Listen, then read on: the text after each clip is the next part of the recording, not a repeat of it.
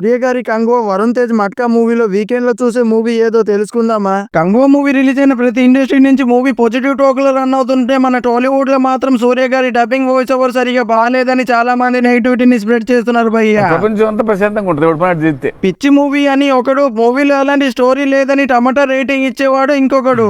ఇంతకు మించింది ఏముంది?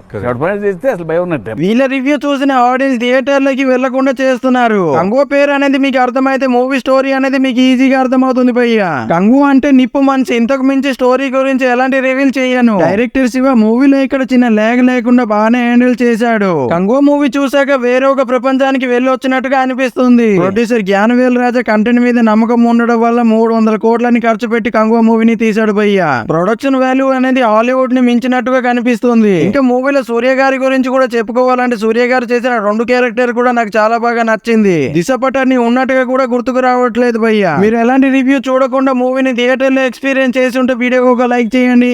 Sorry to say this, Varun Tej matka movie just average భయ్య. అసలు మూవీకి మట్కా అనే పేరు ఎందుకు పెట్టారు అనేది ఇంటర్వ్యూల తర్వాత తెలుస్తుంది. డైరెక్టర్ పీరియాడిక్ మూవీలో కూడా ఇన్ని లాగ్ పెట్టి తీసాడంటే సీక్వెల్ ఉంటుందని ఫస్ట్ హాఫ్ చూసాక అనుకున్నాను భయ్య. ఫస్ట్ హాఫ్ కన్నా సెకండ్ హాఫ్ ఇంకా ఘోరంగా ఉంది. కానీ hero Varun Tej 3 different character లో కనిపించడానికి చాలా కష్టాలు పడినట్టు మన స్క్రీన్ మీద అయితే తెలుస్తుంది భయ్య. వరుణ్ తేజ్ డైలాగ్ డెలివరీ అయితే మట్కా మూవీలో చాలా ఇంప్రూవ్ అయినట్టుగా అనిపించింది భయ్య. వరుణ్ తేజ్ సీనియర్ డైరెక్టర్లతో కాకుండా ఇప్పటి యంగ్ డైరెక్టర్లతో సినిమా తీస్తే ఖచ్చితంగా సూపర్ హిట్ ని కొడతాడు.